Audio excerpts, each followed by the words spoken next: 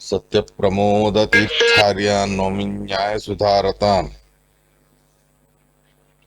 बन्धुत्वं गुरुरिष्टदैवतमिति त्वत्पादपङ्केरुहं प्राप्तं मां परिपालयेति सततं याचे निबद्धाञ्जलिः चित्तं मद्गुणदोषचिन्तनविधौ नूनं नाम कृथाः श्रीसत्यात्मगुरो त्वदङ्घ्रियुगलं हित्वा न मे सद्गतिः वेदेशमुनिसत्पादा सेवा सम्प्राप्तवैभवान् यादवार्यान् वरसुधा टीकाकारान्वयं नमः।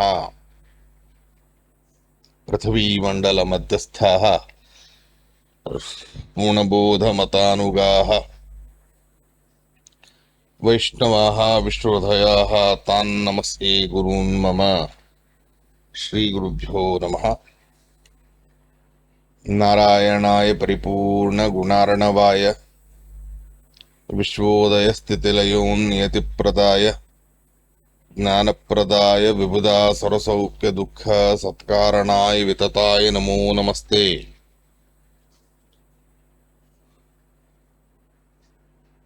नारायणं सुरगुरुं जगदेकनाथं भक्तप्रियं सकललोकनमस्कृतं च त्रैगुण्यवर्जितमजं विभुमाद्यमीशं वन्दे भवघ्नममरासुरसिद्धवन्द्यं नारायणं नमस्कृत्य नरं चैव नरोत्तमं देवीं सरस्वतीं व्यासं ततो जयमुदीरयेत्। स्वस्य सुसतामखिलसन्मङ्गलानि भवन्तु। श्लोकैकपठनश्रवणमात्रेण वक्तुश्च श्रोतॄणां निखिलकलिकृतकल्मषापनोदनपटुतरे धर्माद्यखिल पुरुषार्थसाधनीभूते श्रीमन्महाभारत तात्पर्यनिर्णये अद्य किञ्चित् पूर्वकथा प्रमेयानुवादः। श्रीगुरुभ्यो नमः। हरिः ओं हरिः ओं हरिः ओं। श्रीगुरुभ्यो नमः।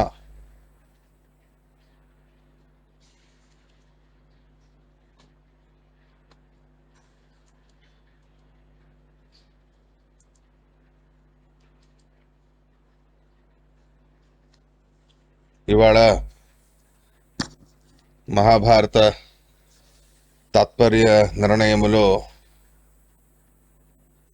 42వ శ్లోకము నుండి మనం పాఠం చెప్పుకుంటాం. 5వ అధ్యాయంలో 42వ శ్లోకము అన్యత్ర చైవ విచరన్ సైతో నుజేన ప్రాప్తః కరౌ సహసాథ కబంధనామ్నః భాతుర్వరాద్ అఖిల జాయిన ఉజ్జితస్య మృత్యోశ్చ వజ్రపతనాత్ అతికుంచితస్య. అన్యత్ర చైవ విచరన్ సైతో నుజేన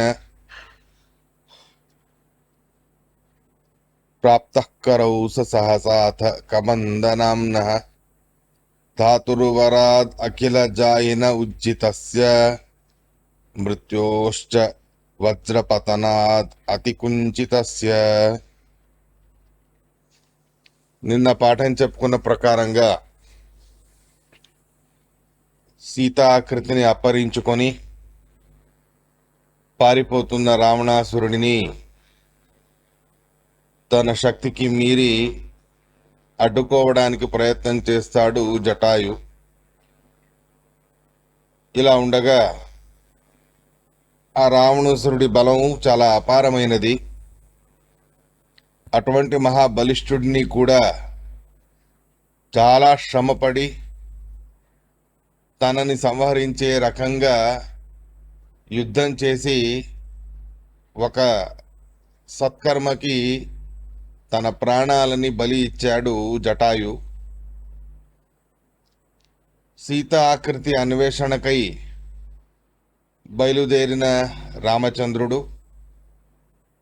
దక్షిణ దిశగా వెళ్ళగా అక్కడ చివరి శ్వాసలు వదులుతున్న జటాయువు కనిపించాడు. జటాయువుని పలకరించి విషయం తెలుసుకొని రావణాసురుడి యొక్క కుకృత్యాన్ని స్వయం జటాయువే చెప్పగా అలా చెప్పి తన ప్రాణాలని కోల్పోయాడు జటాయు. అటువంటి ఆ జటాయువుకి స్వయం శ్రీరామచంద్రుడే అగ్ని సంస్కారాన్ని చేసి స్వగతిం తథాదాత్, ఆ జటాయువుకి యోగ్యమైన గతి మోక్షమనే మహాపురుషార్థాన్ని అనుగ్రహం చేశాడు భగవంతుడు. యద్యపి సీతారాములు రావణ అపహరణ అనే ఘట్టాన్ని నాటకం చేసినా కూడా అది వాస్తవమని భావించి అంత భక్తి శ్రద్ధలతో అంతటి మహాప్రయత్నముతో ఒక స్త్రీని కాపాడడానికి ప్రయత్నం చేసిన జటాయు, యద్యపి అక్కడ ఉన్నది సీత ఆకృతి అనేది రామచంద్రుడికి తెలుసు, దేవతలకి తెలుసు, కానీ జటాయువుకి తెలియదు. అలా అని చెప్పి తను ఆ రకంగా సీతాదేవియే నిజంగా అపహరించబడుతూ ఉన్నారు అని భావించి తన ప్రాణాలకి తెగించి రావణాసురుడితో యుద్ధం చేసి ధర్మరక్షణకై ప్రాణాలు కోల్పోయిన జటాయువుకి ఇది ఉత్తుత్తిగా సీత ఆకృతి కోసం ఇంతగా ప్రయత్నం చేశాడు కదా అని చెప్పి ఆ జటాయువుకి సద్గతి ఇవ్వకుండా ఆగవచ్చు రామచంద్రుడు. కానీ అలా చేయలేదు. యద్యపి నిజమైన సీత అమ్మవారు కారు అని జటాయువుకి తెలియకపోయినా ఆ సీతా అమ్మవారి ధ్యాసలో, సీతా అమ్మవారి యొక్క చింతనలో ఆవిడ్ని కాపాడడానికి తను మహాప్రయత్నం అనేది చేసినందుకు ఎంతో సంతోషించిన రామచంద్రుడు ఆ జటాయువుకి సద్గతిని కలగజేశాడు. కొన్ని సందర్భాల్లో భగవంతుడి అనుగ్రహం ఎంత గొప్పగా ఉందా అని అనిపిస్తుంది. ఈ సందర్భానికి ఒక చిన్న కథని మనం చెప్పుకోవచ్చు. పూర్వకాలంలో ఒక సద్బ్రాహ్మణుడు గంగా స్నానం చెయ్యాలి అనే కోరికతో బయలుదేరాడు. కానీ గంగా నది ఎక్కడ ఉన్నదో, ఎలా ఉన్నదో, దేన్ని గంగా నది అంటారు అనేది ఆయనకి తెలియదు పాపం. అలా బయలుదేరగా దారిలో గొప్ప నది వచ్చింది. ఇదే గంగా నదియో ఏమో అని భావించి అక్కడ స్నానాలు, సంధ్యావందనాదులన్నీ కూడా చేస్తూ కొన్ని సంవత్సరాలు గడిపాడు. ఇంతలో ఎవరో మహానుభావులు దారిన వెళుతూ, ఇది గంగానది కాదు నాయన, గంగానదికి ఇది దారి అని చెప్పి పంపించారు. సరేలే అని మళ్ళీ బయలుదేరాడు. దారిలో మరొక మహా గంగా నదిగా ఉన్నట్టు భావించి మరొక నదిలో స్నానాదులు ముగించుకోవడం మొదలుపెట్టాడు. అలా కొన్ని సంవత్సరాలు గడిచాయి.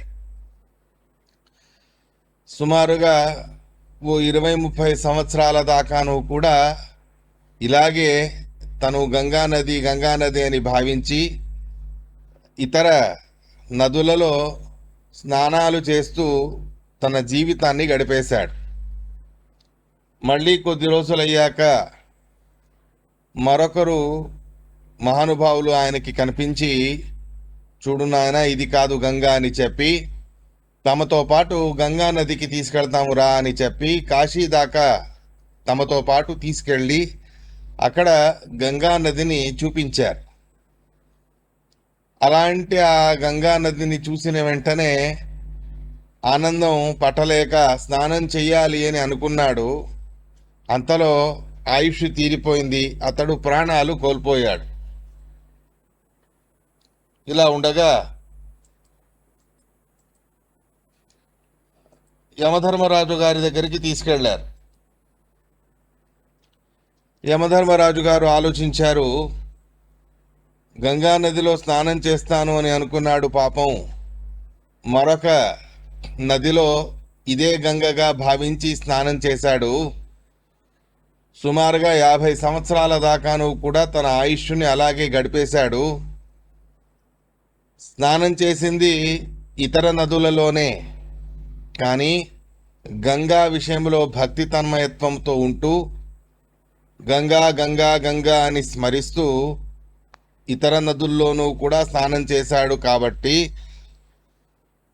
గంగని తలుచుకుంటూ స్నానం చేశాడు, గంగని స్మరించుకుంటూ స్నానం చేశాడు. కాబట్టి 50 సంవత్సరాల దాకాను కూడా ఇతడు గంగా స్నానం చేస్తే ఏ ఫలం రావాలో అటువంటి మహాపుణ్యాన్ని ఇవ్వండి అని యమధర్మరాజు గారు నిర్ణయం చేసి చెబుతారు. ఒక రకంగా చూస్తే శాస్త్రం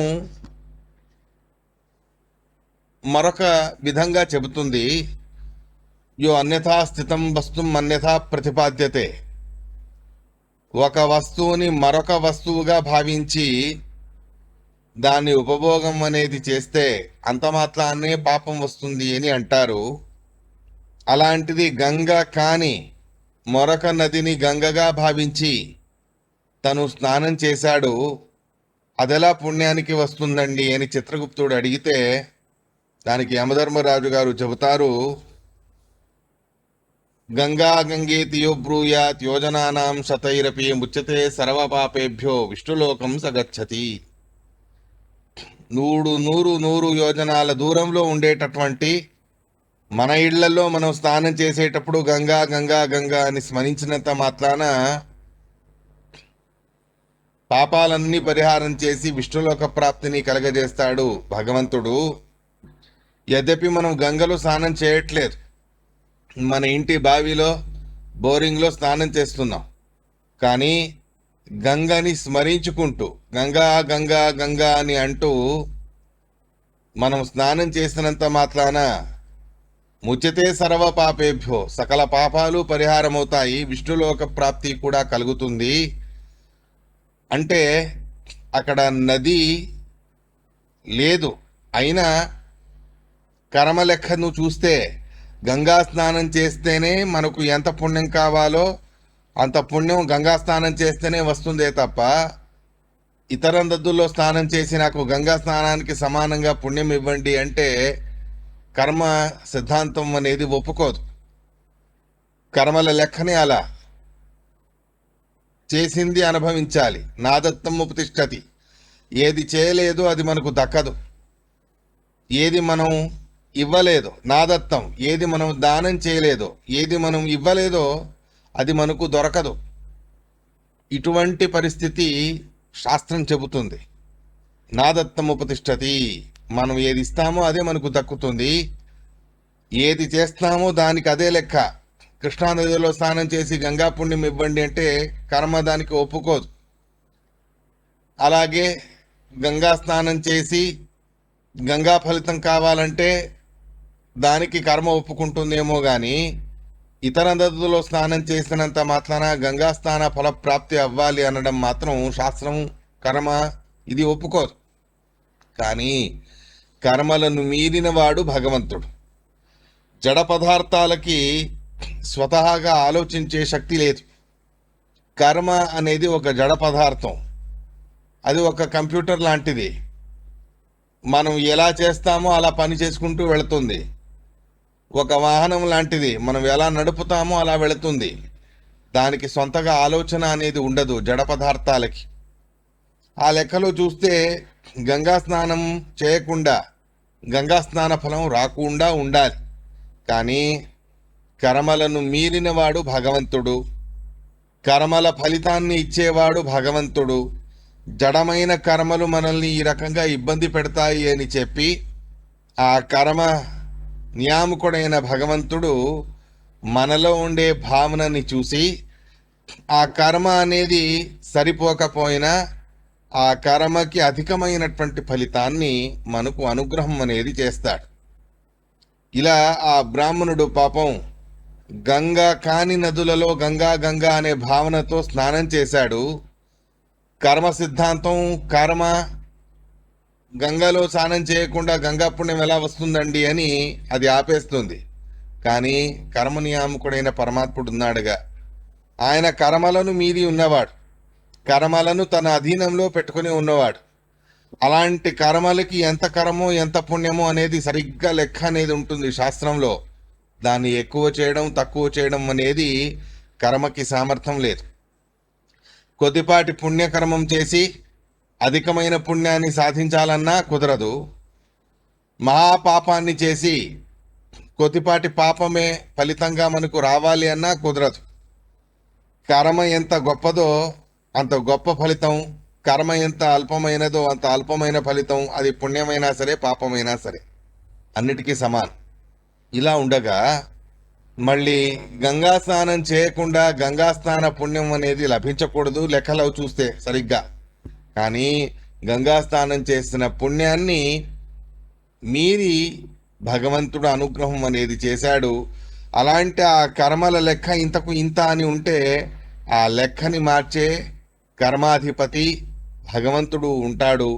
ఆ భగవంతుడు అద్భుతంగా తన శక్తి సామర్థ్యాలతో కర్మలకు మీరి ఫలితాన్ని ఇస్తాడు, కర్మలకు తగ్గించి ఫలితాన్ని ఇస్తాడు. కర్మ ఎలా చేశాడో, ఏ రకంగా చేశాడో, ఆ కర్మకి ఎంత ఇవ్వాలో ఎంత ఇవ్వకూడదో ఇదంతా ఆయన అధీనంలో పెట్టుకుని ఉన్నాడు. చాలా గొప్పగా దానం చేస్తాడు పాపి. అలాంటి పాపి చేసిన దానాలకి పుణ్యం రావాలి. దానం చేస్తే పుణ్యం, ఇదే కర్మ సిద్ధాంతం కదా. కానీ పాపి అయిన వాడు దానం చేశాడు కాబట్టి పుణ్యం లేకుండా చేసేస్తాడు భగవంతుడు. పుణ్యాత్ముడి విషయంలో అలా కాదు, సజ్జనుడి విషయంలో అలా కాదు. సజ్జనుడు తన శక్తి సామర్థ్యాలకు తగ్గట్టు ఏదో 1 రూపాయో 10 రూపాయలో ఎంతో అంత దానం ఇస్తాడు. 10 రూపాయలు ఇచ్చాడంటే 10 రూపాయలే వాడికి రావాలి. 1 రూపాయి ఇచ్చాడంటే 1 రూపాయి వాడికి రావాలి. ఇదే కర్మ లెక్క. కర్మకి సంబంధించిన ఒక లెక్క ఈ రకంగానే సాగుతుంది. కానీ ఆ 1 రూపాయి ఇచ్చినా 1000 రూపాయలు 10,000 1,00,000 రూపాయలు వచ్చే రకంగా కర్మ ఫలితాన్ని పెంచి తగ్గించి ఎలా పడితే అలా చేయగలడు భగవంతుడు. కాబట్టే కర్మ సిద్ధాంతాన్ని చెప్పే మీమాంసకులకి ఇది సమస్య. వాళ్ళు కర్మలే గొప్పవి అని అంటారు, కర్మలకి అందరూ అధీనం అని అంటారు. మహావిష్ణువు తన కర్మని తను అనుభవిస్తాడు, తను స్థితి చెయ్యాలి, అది అతడి కర్మ. బ్రహ్మదేవుడు తన కర్మని తను అనుభవిస్తాడు. ఈ రకంగా అందరినీ మీరి కర్మయే ఉన్నది అని మీమాంసకుల వాదన. కానీ మధ్వాచార్యుల వారు అది సరి అయినది కాదు. కర్మ అనేది జడం, అస్వతంత్రమైనది. అస్వతంత్రమైనటువంటి జడమైన కర్మకి స్వతహాగా పుణ్యం ఇచ్చే సామర్థ్యం అనేది లేదు. ఆ కర్మ భగవంతుడి ప్రేరణ లేకుండా ఏమీ చేయలేదు. కాబట్టే కర్మకి తగ్గట్టు అధికమైన పుణ్యాన్నో పాపాన్నో అది ఎలా ఇవ్వాలో అది భగవత్ సంకల్పం. తనకు ఎలా కావాలో అలా ఇస్తాడు. అది భగవంతుడి సామర్థ్యం. అది మనకు ఒక రకంగా అనుకూలం, పాపాత్ములకి అది ప్రతికూలం. మనం రూపాయి దానం ఇస్తాం, దానికి 1000 రూపాయల ఫలితం కావాలి, 10,000 రూపాయల ఫలితం కావాలి అని అన్నా భగవంతుడు ఒప్పుకుంటాడు మనం భక్తితో ఇస్తే. అలా అని చెప్పి పాపికి 1,00,000 రూపాయలు దానం చేస్తాడు, కానీ భక్తితో చేయడు. అలా ఉన్నప్పుడు వాడికి 1,00,000 ఇచ్చినందుకు 1,00,000 రావాలి, కానీ భక్తితో చేయలేదని చెప్పి 1,00,000 దానం చేయించిన దానికి 1 రూపాయి తిరిగి వచ్చేట్టు చేస్తాడు భగవంతుడు. కర్మాధ్యక్షుడై ఉన్న ఆ పరమాత్మ ఈ రకంగా జటాయు విషయంలో నిజమైన సీతమ్మవారు కారు అని తెలుసు, అదొక బొమ్మ. ఒక అమ్మాయిని, ఒక స్త్రీని, మహిళని కాపాడడం ఎలా, ఒక బొమ్మని కాపాడడం ఎలా? లెక్కలో చూస్తే సీత ఆకృతి అదొక బొమ్మ, బొమ్మని కాపాడితే ఏమంత పుణ్యం లేదు, ఏమీ లేదు. నిజమైనటువంటి స్త్రీని కాపాడితే పుణ్యం అనేది ఉంటుంది.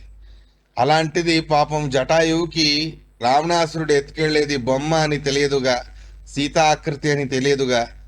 అయినా నిజమైన సీత అమ్మవారు అని భావించి ఆ భావనతోనే తన ప్రాణాలు కూడా తెగించి ఆ రకంగా భగవంతుడి సేవని చేసినందుకు నిజమైన సీత అమ్మవారిని రక్షణ చేస్తే ఎంతటి మహాపురుషార్థం అనేది లభించాలో అటువంటి మహాపురుషార్థాన్ని ఒక బొమ్మ సీతని రక్షించినందుకు కూడా జటాయువుకి ఇచ్చేశాడు భగవంతుడు. తమదహత్ స్వగతిం తథాదాత్. బొమ్మని కాపాడాను కాబట్టి నీకు పుణ్యం లేదురా జటాయు, నువ్వు తెలుసుకోలేకపోతే నాకేంటి? సీత ఆకృతి ఉంది కదా, సీత ఆకృతి అనుకుని నువ్వు సీతాదేవి అనుకుని సీత ఆకృతిని కాపాడావు, ఒక బొమ్మని కాపాడావు, కాబట్టి నీకు ఎలా పుణ్యం ఇస్తాను ఆయన అని అనవచ్చు రామచంద్రుడు. కానీ ఆ మాట అనకుండా నిజమైన సీత అమ్మవారిని కాపాడితే ఎంతటి మహాపుణ్యము రావాలో అంతటి మహాపుణ్యాన్ని తన ఇచ్ఛతో తన సంకల్పముతో జటాయుకి ఇచ్చి అక్కడి నుంచి అక్కడే నేరుగా స్వగతిం తథాదాత్ మోక్షం అనే మహాపురుషార్థాన్ని అనుగ్రహం అనేది చేశాడు భగవంతుడు. కాబట్టి భగవంతుడు ఎందుకండి, మనం చేసిన కర్మలు మనం అనుభవించాలి కదా అని అందరూ కూడా అనుకుంటారు. నిజమే, చేసిన కర్మలను అనుభవించాల్సిందే. కానీ ఆ అనుభవించే విషయంలోనే ఎక్కువ తక్కువ చేసే సామర్థ్యం పరమాత్ముడికి ఉన్నది.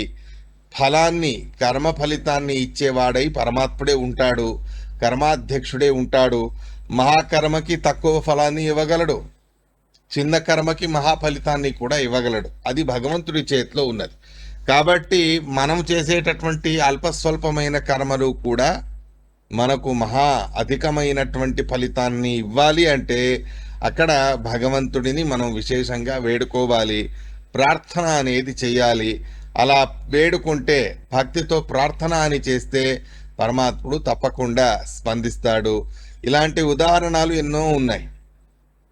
మీరు ఉదయాన్నే శ్రీనివాసుడికి సంబంధించిన ఉదయ స్తోత్రాన్ని మీరు వినే ఉంటారు సామాన్యంగా అందరూ కూడా. వినేటప్పుడు ఒక సందర్భాన్ని కాస్త గమనించి చూడండి. మార్కండేయులు వారు చేసినటువంటి శ్రీనివాసుడి స్తోత్రం అది.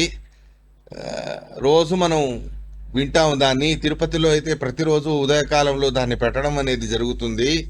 అలాంటి ఆ శ్రీనివాసుడిని ఉత్తిష్టోత్తిష్టో గోవింద ఇత్యాది రకంగా చెప్పేటటువంటి స్తోత్రములో ఒక సందర్భం వస్తుంది. సకృత్సేవయ నిత్య సేవాఫలం త్వం ప్రయచ్చ ప్రయచ్చ ప్రభో వెంకటేశ అనే శ్లోకం వస్తుంది. దాని అర్థం చాలా సింపుల్గానే ఉంటుంది. సకృత్సేవయ నిత్య సేవాఫలం త్వం ప్రయచ్చ ప్రయచ్చ ప్రభో వెంకటేశ. ఒకసారి నేను నీకు సేవ చేస్తాను స్వామి, ఒకసారి సేవ చేసినందుకు ఒకసారే ఫలితం అని అనకు. సకృత్సేవయ ఒకసారే చేసిన సేవ అయినప్పటికీ కూడా నిత్య సేవ చేస్తే ఎంతటి ఫలితం రావాలో అంతటి ఫలితాన్ని కరుణించు స్వామి అని వేడుకుంటే అలాగే కానీ అని ఒప్పుకుంటాడు పరమాత్మ. ఇక్కడ కూడా పరమాత్ముడి కరుణయే మనం తెలుసుకోవాలి. లెక్క చూస్తే ఒకసారి సేవ చేస్తే ఒకటే పుణ్యం, ఒకసారి సేవ చేస్తే ఒకసారి ప్రసాదం ఇస్తారు, 10 సార్లు ఇవ్వాలిగా. అలా ఉన్నప్పుడు ఒకసారి సేవ చేసినప్పుడు ఒకసారి ప్రసాదం ఇచ్చేటటువంటి సందర్భం మనం చూస్తాం. కానీ పుణ్య విషయానికి వస్తే సకృత్ సేవయ నిత్య సేవా ఫలం త్వం ప్రయచ్చ ప్రయచ్చ ప్రభో వెంకటేశ. ఒకసారి సేవ చేసినంత మాత్రాన నిత్యము ఆ సేవ చేసిన మహాపుణ్యాన్ని మనకు అనుగ్రహం చేయి స్వామి అని వేడుకుంటే అలాగే కానీ అని పరమాత్ముడు ఒప్పుకుంటాడు. ఈ రకంగా కర్మలను మీరి ఉన్నవాడు పరమాత్మ. ఒకసారి చేసినందుకు నిత్యము చేస్తే ఎంత పుణ్యము రావాలో అంత పుణ్యాన్ని ఇస్తాడు. నిత్యము చేసిన కర్మకి ఒకసారి మాత్రమే ఎంత పుణ్యము రావాలో అంత పుణ్యమే వచ్చేట్టు కూడా చేస్తాడు. ఒకటి భక్తి ఉండాలి. భక్తి లేకుండా ఎంత చేసినా వ్యర్థం అనేది మనం తెలుసుకోవాలి. ఇక్కడ జటాయు విషయంలో అదే మనకు గుర్తు వస్తుంది. నిజంగా లెక్క చూస్తే సీతా బొమ్మని కాపాడడానికి వెళ్ళాడు. సీతా బొమ్మని కాపాడితే సీతా అమ్మవారిని కాపాడినట్టు కాదు కదా. అయినా కూడా సీతా బొమ్మని కాపాడాడని చెప్పి సీతా అమ్మవారిని కాపాడితే ఎంత పుణ్యం రావాలో అంతటి మహాపుణ్యాన్ని అతడిలో ఉండే భక్తి శ్రద్ధలకి భగవంతుడు మెచ్చి అనుగ్రహం చేశాడు. స్వగతిం తథాదాత్, మోక్షలోకాన్ని అనుగ్రహం చేశాడు ఆ భగవంతుడు అనే విషయాన్ని మనం ఇక్కడ తెలుసుకోవాలి. కాబట్టి భగవంతుడి కరుణ చాలా అధికం, మనం చేసే కర్మలు చాలా తక్కువ. కర్మల లెక్కను చూస్తే ఎంతకు అంతే రావాలి, కానీ కర్మల ఫలితానికి పోకుండా వాటిని మీరి కర్మాధ్యక్షుడైన పరమాత్ముని మనం వేడుకుంటే మనకు కొద్దిపాటి ఫలితం వచ్చే సందర్భం ఉన్నా దానికి అధికమైనటువంటి ఫలితాన్ని మనకు అనుగ్రహం చేస్తాడు ఆ భగవంతుడు. రాఘవేంద్ర స్వామి వారి సమర్పణ గద్యంలో చాలా స్పష్టంగా ఇటువంటి ఉపాసనని వారు చెబుతారు. ఏదైనా సందర్భంలో మనం ప్రత్యేకంగా విందాం. మొత్తానికి ఇవాల్టి కథాభాగానికి మనం వస్తే, ఇక్కడ జటాయు తను సీతా అమ్మవారి ఆకృతిని కాపాడినా దానికి ఎంత మహాపుణ్యం రావాలో అంత మహాపుణ్యాన్ని, సీతా అమ్మవారిని కాపాడినంత మాత్రాన ఎంత రావాలో అంత పుణ్యాన్ని కరుణించి మోక్షం అనే మహాపురుషార్థాన్ని కూడా అనుగ్రహం చేశారు. ఇలా ఉండగా ముందుకు సాగారు రామలక్ష్మణులు. అన్యత్ర చైవ విచరన్ సైతోనుజేన ప్రాప్తః కరౌ సహసాథ కబంధ నామ్నః ధాతుర్వరాత్ అఖిలజాయిన ఉజ్జితస్య మృత్యోశ్చ వజ్రపతనాత్ అతికుంచితస్య. కబంధ అనబడే రాక్షసుడిని ఉద్ధారం చేసేటటువంటి సందర్భం. అన్యత్ర చైవ విచరన్ సైతోనుజేన ప్రాప్తః కరౌ సహసాథ కబంధ నామ్నః ధాతుర్వరాదఖిల జాయిన ఉజ్జితస్య మృత్యోశ్చ వజ్రపతనాదతి కుంచితస్య. ఎవరితడు కబంధ అనేవాడు అని అడిగితే, ఇతడు ఒక గంధర్వుడు, కానీ త్రిజటాగారి కుమారుడు. ఈ త్రిజటాగారి కుమారుడైన కబంధుడు వీడు ఒక శాప నిమిత్తకంగా రాక్షస రూపాన్ని ధరించి ఉన్నాడు. ఆ శాపం ఏమిటో అనేది ముందు ఆచార్యుల వారే చెబుతారు. ఇక్కడ కబంధ అని ఎందుకంటారు అంటే, వీడి శిరస్సు మాత్రమే కనిపిస్తుంది, చేతులు, కాళ్ళు, పొట్ట మొదలైనవన్నీ కూడా అతడి శరీరం లోపలే వాటిని నొక్కి పెట్టేశాడు ఇంద్రదేవుడు. ఎందుకు అలా చేయాల్సిన అవసరం వచ్చింది అని అడిగితే, ఈ కబంధుడు బ్రహ్మదేవుడి గురించి ఘోరమైనటువంటి తపస్సు చేసి ఎవరి చేతిలోనూ కూడా ఓటమి లేకుండా, మృత్యువు కూడా లేకుండా గొప్ప వరాన్ని తను పొందాడు. ఇలా ఉండగా లోకకంటకుడిగా మారాడు. ఇలాంటి లోకకంటకుడిని ఏం చేద్దామా అని చెప్పి ఏమీ చేయలేరుగా. బ్రహ్మదేవుడి వరం ఉంది, మరణం లేకుండా చేయాలి. మరణం అనేది ఎవరు ఇవ్వలేని పరిస్థితి. అలా ఉన్నప్పుడు ఏం చేయాలి? బ్రహ్మదేవుడిని మీరిన వారే మరణం అనేది ఇవ్వాలి. అది ఎప్పుడు జరుగుతుందో తెలియదు. అలా ఉన్నప్పుడు ఈ కబంధుడిని అంతగా లోకకంటకుడిగా మారకుండా వాడిని ఒకచోట స్థిరం చేసేస్తే వాడు ఎక్కువగా లోకాలని పీడించకుండా ఉంటాడు కదా అని భావించి ఇంద్రదేవుడు ఏం చేశాడు? వజ్రాన్ని గట్టిగా అతడి శిరస్సు మీద విసిరికొట్టాడు. వజ్రపతనాత్ అతికుంచితస్య. అలా గట్టిగా వజ్రాయుధాన్ని విసిరికొడితే ఆ దెబ్బకి వాడు చావలేదు, కానీ వాడి శరీరంలో చేతులు, కాళ్ళు మొదలైనవన్నీ కూడా నొక్కబడి వాడి శరీరంలో వాటిని నొక్కేసి పెట్టినట్టు అయింది. వాటిని ఈ రకంగా శిరస్సులోనే అన్ని అవయవాలు చేరుకునేట్టు గట్టి దెబ్బ వేశాడు ఇంద్రదేవుడు. ఇలా మరణము లేకుండా అయింది, కానీ చేతులు, కాళ్ళు కూడా లేకుండా వీడిని ఈ రకంగా, అంటే చేతులు మాత్రమే ఉండి మిగిలినవన్నీ కూడా శిరస్సు మాత్రమే ఉండాలి, వేరే అవయవాలు అనేవి లేవు, ఒకే చోట ఉండాలి. అటు ఇటు కదలలేని పరిస్థితిలో వాడిని చేసి పెట్టాడు ఇంద్రదేవుడు. ఇలా ఉండగా వాడు ఉన్న చోట్లోనే చేతులు బాగా సాగేట్టు బ్రహ్మదేవుడు అనుగ్రహం చేసినందుకు అలా అలా అలా సాగుతూ వెళ్ళాలి. చేతికి ఏది దొరుకుతుందో దాన్ని తనకు ఆహారంగా స్వీకరించాలి. ఈ రకంగా వాడి జీవనోపాయాన్ని వ్యవస్థ అనేది చేశారు. ఇలాంటి మృత్యురహితుడైనటువంటి కబంధ అనబడే రాక్షసుడిని భగవంతుడు సంహారము చేశాడు. సంహారంతో పాటు ఉద్ధారం అనేది కూడా చేస్తాడు. ఆ విషయాన్నే చెబుతారు ఇక్కడ. అతోన్యత ధనుర్యత వరాదమృత్యుకోపి సన్ సురేంద్రవజ్జతాడితో బభువ కుక్షికాస్త్యయుక్. ఇలా శిరస్సు, తొడలు, ఈ ఇతర అవయవాలు అన్నీ కూడా వాడి శిరస్సులోనే, వాడి శరీరంలోనే చొచ్చుకుపోయాయి. వాటిలో నొక్క పెట్టినట్టుంది. చేతులు మాత్రం బయటికి కనిపిస్తాయి వీడికి. వీడి చేతులు అలా అలా సాగుతూ సాగుతూ వెళితే వాడి 2 చేతులకి వీళ్ళిద్దరూ దొరికారు, రామ లక్ష్మణులు. వాళ్ళని పట్టేసి ఇంకేంటి మింగేయాలి అని తన వైపుకి లాక్కోవడం మొదలుపెట్టాడు. అంతలో ఇలా కాదు అని చెప్పి వాడి చేతుల్ని నరికివేస్తారు రామలక్ష్మణులు. చిత్వాస్య బాహుయుగలం సహితోనుజేన తం పూర్వవత్ ప్రతివిధాయ సురేంద్రభృత్యం నామ్నా ధనుం త్రిజటయైవ పురాభిజాతం గంధర్వమాశు చ తతోపి తదర్చితోగాత్.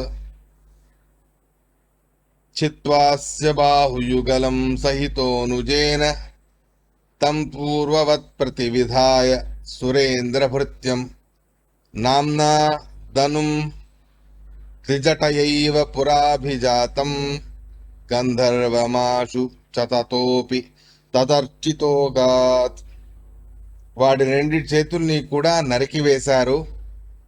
నరికివేసిన తర్వాత వాడిని పూడ్చిపెట్టాలట.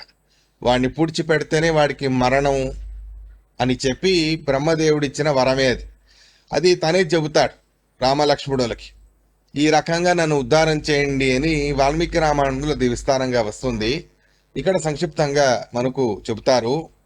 మొత్తానికి ఇతడు ఎవరు? నామ్నా ధనుం త్రిజటయైవ పురాభిజాతం. ఈ త్రిజట ఎవరైతే ఉన్నారో మహారాక్షసి, ఆ త్రిజట ద్వారా పుట్టినవాడు ధను అనేవాడు. ఈ త్రిజట అనబడే రాక్షసి గారి కుమారుడైన వీడు ఒక గంధర్వుడు వాస్తవికంగా. అలాంటి ఆ గంధర్వుణ్ణి తిరిగి గంధర్వుడిగా మార్చాడు భగవంతుడు. అలా తిరిగి వాడిని గంధర్వుడిగా మార్చగా ఆ గంధర్వుడిగా మారిన వీడు కబంధుడు, వాడు సంతోషంగా భగవంతుణ్ణి పూజించి రామచంద్రుణ్ణి సేవించి అక్కడి నుంచి తన లోకాలకి తను బయలుదేరుతాడు. ఈ రకంగా వాడికి శాప విమోచనం అనేది కలగజేశాడు భగవంతుడు అనేటటువంటి మాటని మనకిక్కడ చెబుతారు. ఇలా ఉండగా ముందు శబరిని ఉద్ధరించడానికి వెళతాడు భగవంతుడు. శబరి ఎవరు అంటే ఈవిడ కూడా ఒక శ్రేష్టమైనటువంటి అప్సరా స్త్రీ అయి ఉన్నారు. అప్సరా స్త్రీ అయినటువంటి ఆవిడ ఎందుకని తను శాపగ్రస్తురాలయ్యనిది అనే మాటని కూడా మనకు చెబుతారు. ఈ రకంగా ఈ కబంధ అనేవాడు వీడు త్రిజటా గారి కుమారుడై పుట్టిన ఈ జన్మలో తిరిగి గంధర్వుడై ఉద్ధరించబడ్డాడు. ముందు మళ్ళీ ద్వాపరయుగంలోనూ కూడా దమఘోష అనే పేరుతో జన్మించగా దమఘోషుడి కుమారుడై శిశుపాలుడు జన్మించాడు. మూల రూపంలో ఇతడు ఒక విశ్వావసు అనబడేటటువంటి గంధర్వుడు. మహాభారతంలో అరణ్య పర్వంలో ఈ విషయాన్ని చెప్పి ఉన్నారు. ఈ రకంగా విశ్వావసు అనబడేటటువంటి ఒక గంధర్వుడై ఉన్న వీడు బ్రాహ్మణ శాపముతో రాక్షస యోనిని పొందాడు. అలాంటి రాక్షస యోనిలో పుట్టినటువంటి వీడు విశ్వావసు అనబడే గంధర్వుడై జన్మించి, అంటే విశ్వావసుడనే గంధర్వుడే ఈ రకంగా రాక్షసుడిగా జన్మించి ఉన్నాడు. రామచంద్రుడి చేత ఉద్ధరింపబడ్డాడు. ముందు ఇతడు ఇంకొకసారి దమఘోషుడిలాగా ద్వాపరయుగంలో దమఘోషుడిలాగా జన్మించి శిశుపాలుడికి తండ్రి అవుతాడు తనే. ఈ రకంగా ఈ విశ్వావసు అనబడే గంధర్వుడు శాప నిమిత్తకంగా మానవుడిగా పుట్టాడు. ఆ మానవుడిగా పుట్టిన తనకి బ్రాహ్మణుడు శాపం ఇచ్చాడు. వాడు రాక్షసుడిగా మారిపోయాడు. రాక్షసుడిగా మారిన తనని రామచంద్రుడు ఈ రకంగా ఉద్ధరించాడు. ఉద్ధరించి అతడికి తన మూల రూపాన్ని అంటే గంధర్వ రూపాన్ని పొందేట్టు అనుగ్రహం అనేది చేశాడు భగవంతుడు. ఇలా వీడి కథని ముగించాక ముందు శబరి వృత్తాంతాన్ని ప్రస్తావన చేస్తారు శ్రీమదాచార్యులు వారు. దృష్ట్వా తమేవ శబరీ పరమం హరిం చ జ్ఞాత్వా వివేశ దహనం పురతోస్య తస్యై ప్రాదాత్ స్వలోకమిమమేవ హి సా ప్రతీక్ష్య పూర్వం మతంగవచనేన వనేత్ర సాభూత్. దృష్ట్వా తమేవ శబరీ పరమం హరిం చ జ్ఞాత్వా వివేశ దహనం పురతోస్య తస్యై ప్రాదాత్ స్వలోకమిమమేవ హి సా ప్రతీక్ష్య పూర్వం మతంగవచనేన వనే అత్ర సాభూత్. ఈ శబరి శబర జాతికి చెందినటువంటి స్త్రీ, అంటే శూద్ర స్త్రీ. బ్రాహ్మణులకి కండ్లకి కూడా కనిపించకుండా ఉండాలి. వాల్మీకి రామాయణంలో చాలా విస్తారంగా ఈవిడ గురించి చెబుతారు. మతంగ ఋషి గారిని చాలా సేవించారు ఈవిడ. ఎలా సేవించేది అన్నదాన్ని వాల్మీకి రామాయణంలో విస్తారంగా చెప్పే ఉన్నారు. ఇక్కడ తెలుసుకోవడానికి ఇంతవరకు చెప్పుకోవచ్చు. మతంగుల వారి ఆశ్రమానికి దగ్గరలో ఒక చిన్న బావి ఉండేది, అంటే దిగుడు బావి. ఆ బావికి వెళుతూ ఉంటే అది సరోవరం లాంటిది. అక్కడ దారిలో రాళ్ళు, ముళ్ళు కంపలు మొదలైనవన్నీ ఉండేవి. అయితే ఈవిడేం చేసేవారు, ఆయన బ్రాహ్మ ముహూర్తంలో లేచి మతంగ ఋషి గారు నది స్నానానికి, సరోవర స్నానానికి వెళతారు అని చెప్పి ఆ దారిలో ఉండే రాళ్ళు, ముళ్ళకంపలు లాంటివి ఏవైతే ఉన్నాయో వాటినన్నీ తీసి పెట్టేవారు. ఈయనకి హాయిగా వెళ్ళి రావడానికి వీలుగా చీకట్లో ఇబ్బంది పడకుండా చేసేవారు. అలా అని చెప్పి ఆయన ఎదురుగా పడేవారు కాదు. ఎదురుగా పడితే మైల కదా, కాబట్టి ఎదురుగా కూడా పడేవారు కాదు. మతంగ ఋషి గారు ఆలోచించారు, ఏమిటిది దారి ఇంత చక్కగా హాయిగా నడవడానికి వీలుగా చేసి పెట్టారే, అంటే ఎవరో నాకు కనిపించకుండా నన్ను సేవించుకుంటూ ఉన్నారు, అలా సేవించిన వారిని ఉద్ధరించడం అనేది నా కర్తవ్యం అవుతుంది అని చెప్పి ఎన్నో సంవత్సరాలు ఆవిడ సేవించాక ఆవిడ సేవకి మెచ్చి మతంగులు వారు సిద్ధిని పొంది స్వర్గలోకానికి వెళ్ళే సందర్భం. అలా స్వర్గలోకానికి వెళ్ళే సందర్భంలో ఈవిడిని పిలిపించారు. ఆయన ఆదేశించారు కదా అని చెప్పి శబరి ఆయన ఎదురుగా వచ్చి నించోగా ఆవిడికి ఇవన్నీ కూడా చెబుతారు. ఈయన, చూడు శబరి, నువ్వు చేసిన సేవ ఇది వ్యర్థం అని అనుకోకు. సాక్షాత్ సర్వోత్తముడైన రామచంద్రుడే నీకు తన దర్శన భాగ్యాన్ని ఇస్తాడు. అతడు వచ్చేంత వరకు నువ్వు ఇక్కడ వేచి ఉండు. ఆ రామచంద్రుడు వచ్చాక ఆయనని సేవించుకొని ఆయన ఎదురుగా అగ్నిప్రవేశాన్ని చేసి నువ్వు నీ స్వలోకాన్ని పొందగలవు అని మతంగుల వారు చెప్పి ఉన్నారు. ఇలా మతంగుల వారు చెప్పినప్పటి నుంచి కూడా రామచంద్రుడి కోసమని ఈవిడ ఎన్నో సంవత్సరాల నుండి వేచి ఉన్నారు శబరి. అటువంటి ఆ శబరిని ఉద్ధరించాలి అని చెప్పి రామచంద్రుడు ఇటువైపు బయలుదేరి వస్తాడు. దృష్ట్వా తమేవ శబరి పరమం హరించ. ఆ రామచంద్రుడే సర్వోత్తముడైనటువంటి నారాయణుడు అనే భావన, అనే విషయాన్ని తెలుసుకొని సాక్షాత్ శ్రీమన్నారాయణుడే నన్ను ఉద్ధరించడానికి వచ్చారు కదా అని చెప్పి ఆ భగవంతుణ్ణి నానా రకాలుగాను కూడా తను సేవించుకుంటారు. ఆయన కోసమని ఫలాలని ఇవ్వడం, ఆ ఫలాలని ఇచ్చి ఈయనకి వన ఆహారం కదా, రామచంద్రుడు వండుకొని తినేవారు కాదు. వనంలో ఏవి పెరుగుతాయో అవే ఆహారంగా స్వీకరిస్తారు. అలాంటి వన ఆహారాలు అనబడేటటువంటి ఫలాలు మొదలైనవి ఏవైతే ఉన్నాయో వాటినన్నిటినీ కూడా ఈవిడ భగవంతుడికి సమర్పించుకుంది. అలా ఆవిడ సమర్పించుకున్నటువంటి ఆ ఫలాలు మొదలైనవన్నీ కూడా స్వీకరించి ఆవిడికి ఉద్ధారాన్ని కలగజేసి ఆవిడికి అనుగ్రహం చేస్తాడు భగవంతుడు. ఈ రకంగా శబరిని ఉద్ధరించేటటువంటి సందర్భం.